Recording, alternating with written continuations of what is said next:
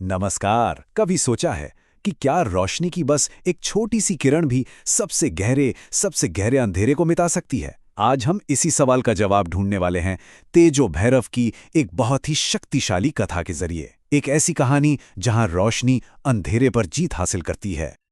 और इस पूरी कहानी का जो सार है ना, वो बस एक लाइन में छिपा है। जहां तेज है वहां तमस कभी नहीं टिक सकता। मतलब जहां रोशनी हो वहां अंधेरा टिक ही नहीं सकता। ये एक लाइन पूरी कहानी में हमें रास्ता दिखाएगी और याद दिलाएगी कि असली ताकत तो रोशनी में ही है। तो कहानी शुरू होती है एक बहुत बड़े संकट से।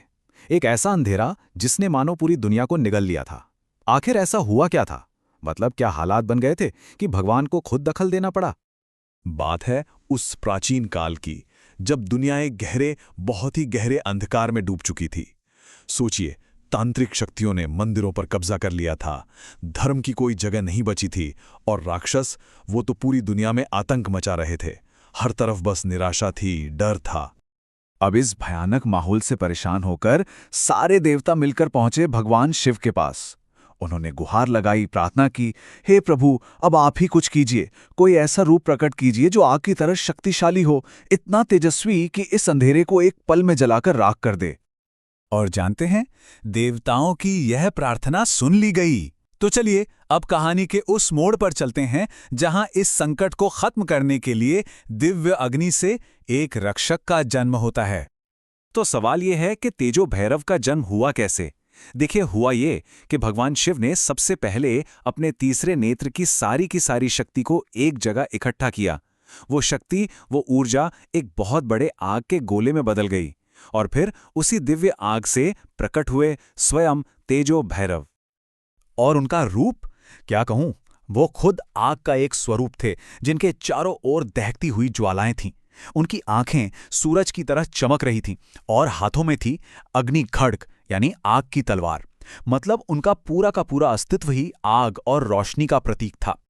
अब जैसे ही तेजो भैरव का जन्म हुआ, ये तो तय हो गया कि रोशनी और अंधेरे के बीच एक महायुद्ध होगा। एक तरफ थे तेजो भैरव और दूसरी तरफ था महातम, जो खुद अंधेरे का राजा था। तो यहां दो बिल्कुल अलग ताकतें आमने सामने थीं। एक तरफ महातम, अंधेरे का राजा, उसके पास ऐसी शक्ति थी कि वो रोशनी को निगल सकता था। और दूसरी तरफ तेजो भैरव, आग का जीता जागता रूप, जिनका जन्म ही हुआ था अंधेरे को मिटाने के लिए। जाहिर है, टक्कर तो होनी ही थी। और फिर युद्ध शुरू हुआ। महातम ने अपनी पूरी ताकत लगा दी। चारों तरफ इतना घना अंधेरा फैला दिया कि कुछ नजर नहीं आ रहा था। लेकिन जैसे ही तेजो भैरव ने सिर्फ एक कदम आगे बढ़ाया, पूरी दुनिया रोशनी से जगमग उठी। ये वो पल था जो दिखाता है कि रोशनी की एक किरण ही काफी है बड़े से बड़े अंधेरे को चीरने के लिए।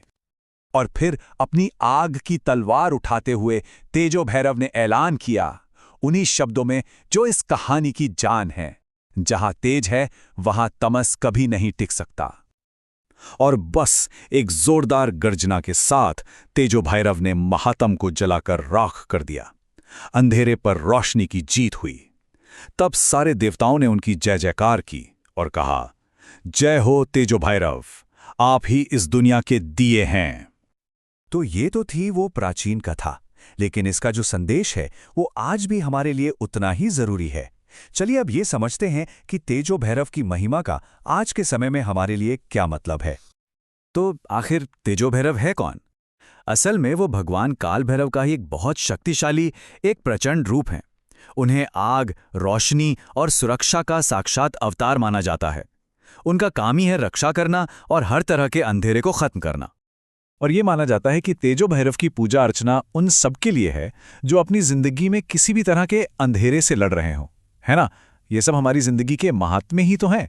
चाहे वो डर हो, नेगेटिव एनर्जी हो या फिर कॉन्फिडेंस की कमी, इन सबको रोशनी की ही तो जरूरत है। उनकी उपासना से जुड़ा एक बहुत शक्तिशाली मंत्र भी है, ओम तेजो भैरवाय नमः। मान्यता है कि इस मंत्र को जपने से इंसान के अंदर हिम्मत, एनर्जी और एक दिव्य रोशनी का संचार होता है। अच्छा, तो इस दिव्य ऊर्जा से जुड़ें कैसे? इसकी पूजा की विधि बहुत ही सिंपल है, और मजे की बात यह है कि इसके हर स्टेप का एक गहरा मतलब है। करना क्या होता है? बहुत आसान है। शाम के समय एक दिया जलाना है। उन्हें लाल फूल और धूप बत्ती अर्पित करनी है। और सबसे जरूरी काम, अपना पूरा ध्यान दिए की लौ पर यानी उस आग पर लगाना है।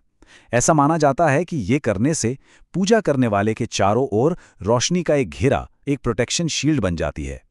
और आखिरी में एक विश्वास जो इस पूरी पूजा का निचोड़ है कि जहां तेजो भैरव की भक्ति होती है ना, वहां अंधेरा आ ही नहीं सकता। ये एक तरह से सुरक्षा और अंदरूनी ताकत की गारंटी है।